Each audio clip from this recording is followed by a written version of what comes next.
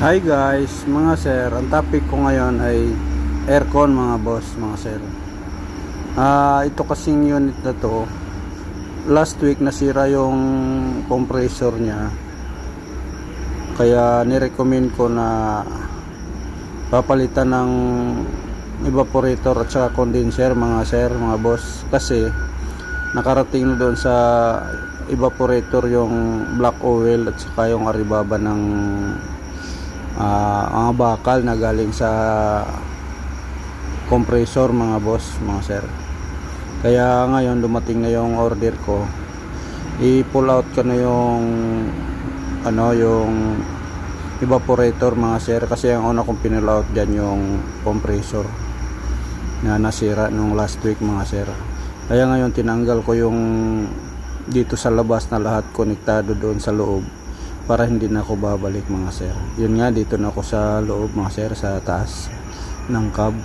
Yun, ayun ako yung takip, kasi lahat ng nakaharang tatanggalin kailangan mga boss, kasi hindi makuha yung evaporator pag andyan yung mga nakaharang.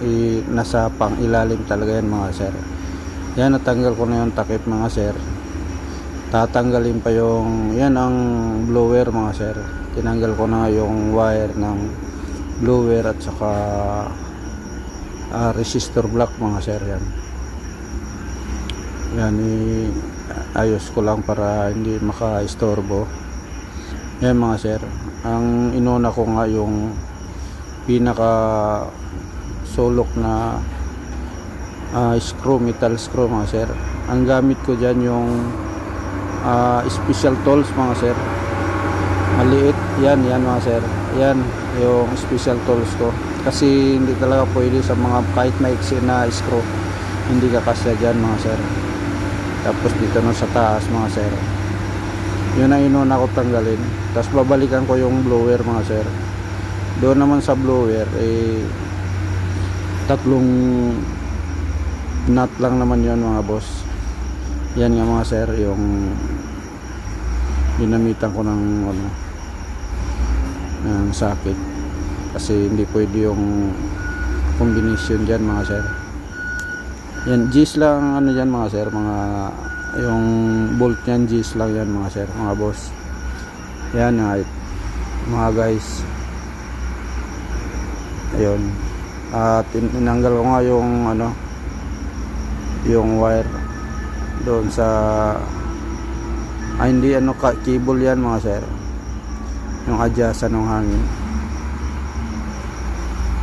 Ayan mga sir, yung yung pang tatlo na nakaabit sa blower. Yun nga, tanggalin ko na mga sir, kasi natanggal na yung tatlong nut at saka yung dalawang screw. Yun nga mga sir, yun, itatabi ko muna yan mga sir. At meron pa yung mayroon pang nakaharang yan mga sir, yung parang poste. Yan yung nakakabit na yan. At saka yan, inuna ko nga yung G's pa rin ang dyan mga sir, yung nut nyan. Kaya hindi pwede ang combination yan mga boss, mga sir. Yun nga. Saka yung sa baba mga sir, yun, naka-abit doon is bolt na yan. Tinanggal ko muna yung socket mga sir. Sa aircon pa rin yan mga sir, control ng aircon. Tapos yung dosi yan mga sir, yung nakakabit dyan, dosi na bolt. Kasi pag hindi tinanggal yan mga sir, hindi matanggal yun, hindi mailabas yung yung evaporator. Yan nga mga sir, tinanggal ko na. Tapos yun ang bungad ng evaporator mga sir. At meron pang marami pa yan mga nakaharang yan mga sir. Tinanggal ko nga muna yung screw, tapos yung bolt ng expansion valve mga boss. Ayun, titanggalin muna, kasi hindi rin makalabas yan mga sir, evaporator pag hindi tanggalin yung takip ng expansion valve mga boss. Yan sa ano, sa low pressure yan mga boss, papunta na ngayon, papasok ng evaporator yan, expansion valve yan. Yan, expansion valve mga sir. Tapos tanggal ko nga yung ano, tinanggal ko nga yung mga screw. Yun nga, tapos na. At meron pa rin din to sa kabila mga sir, sa taas, sa takip ng dashboard. Eh kailangan din alisin yan mga sir, kasi nasa baba niyan ay yung evaporator. Eh kaya tanggalin din yan mga boss mga sir. Hindi naman tanggal nga yung evaporator pag hindi yan alisin mga boss. Yan. Saka may apat pa na tornilyo niyan mga sir. Ano, ang tornilyo naman yan is ano, yung flower wrench mga sir. Flower wrench na 6.5. Yan, flower wrench yan ang gamit ko niyan mga sir. Kailangan din tanggalin niya kasi sa baba niyan, sa loob niyan, fuse box, fuse control ang sa baba niyan, pero sa likod pa rin yan, sa baba yung evaporator mga sir. Yan, tinanggal ko nga yung ano, yung apat yan mga sir, apat na,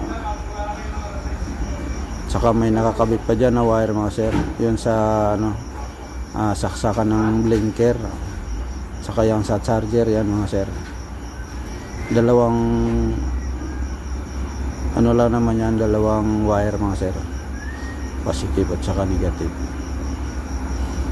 Yan nga mga sir, open na, kita na yung fuse box mga sir.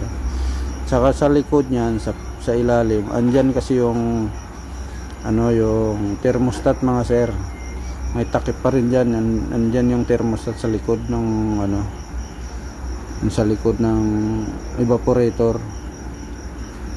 Ayun nga mga sir, yung unit pala ay ano, 6UG1 Isuzu mga sir na truck mix. Yan nga mga sir, natanggal ko na yung takip.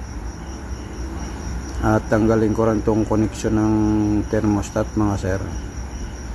Kasi bubunutin yung ano, yung evaporator. Yan ang yun ang evaporator mga sir, na bunot ko na. At ito'y part 1 lang ito mga boss. Salamat sa panonood. Panoorin yung part 2 mga sir. Salamat.